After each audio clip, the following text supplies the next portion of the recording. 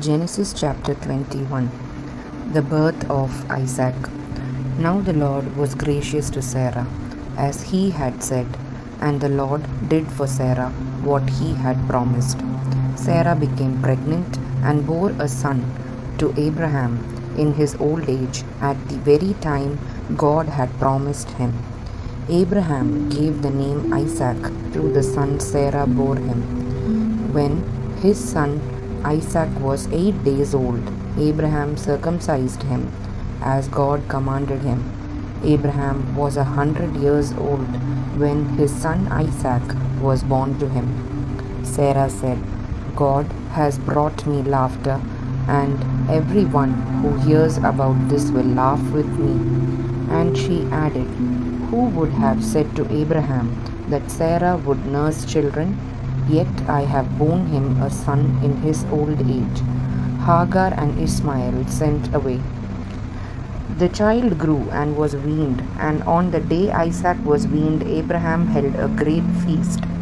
But Sarah saw that the son whom Hagar the Egyptian had borne to Abraham was mocking, and she said to Abraham, Get rid of that slave woman and her son, for that woman's son will never share in the inheritance with my son Isaac. The matter distressed Abraham greatly because it concerned his son. But God said to him, Do not be so distressed about the boy and your slave woman. Listen to whatever Sarah tells you, because it is through Isaac that your offspring will be reckoned. I will make the son of the slave into a nation also, because he is your offspring. Early the next morning, Abraham took some food and a skin of water and gave them to Hagar. He set them on her shoulders and then sent her off with the boy. She went on her way and wandered in the desert of Beersheba. When the water in the skin was gone, she put the boy under one of the bushes. Then she went off and sat down about a bowshot away, for she thought, I cannot watch the boy die. And as she sat there, she began to sob. God heard the boy crying, and the angel of God called to Hagar from heaven and said to her, What is the matter, Hagar? Do not be afraid. God has heard the boy crying as he lies there. Lift the boy up and take him by the hand, for I will make him into a great nation. Then God opened her eyes, and she saw a well of water. So she went and filled the skin with water and gave the boy a drink. God was with the boy as he grew up. He lived in the desert and became an archer. While he was living in the desert of Paran, his mother got a wife for him from Egypt, the treaty at Beersheba.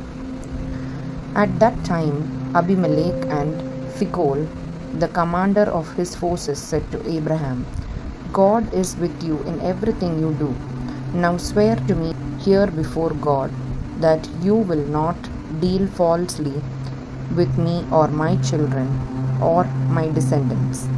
Show to me and the country where you now reside as a foreigner the same kindness I have shown to you. Abraham said, I swear it. Then Abraham complained to Abimelech about a well of water that Abimelech's servant has seized. But Abimelech said, I don't know who has done this. You did not tell me, and I heard about it only today. So Abraham brought sheep and cattle and gave them to Abimelech, and the two men made a treaty. Abraham set apart 7 ewe lambs from the flock, and Abimelech asked Abraham, What is the meaning of these 7 ewe lambs you have set apart by themselves?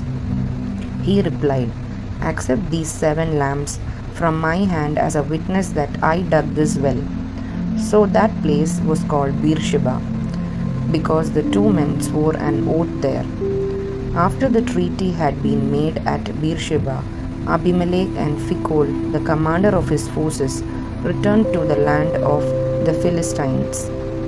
Abraham planted a tamarisk tree in Beersheba, and there he called on the name of the Lord, the eternal God. And Abraham stayed in the land of the Philistines for a long time. Amen.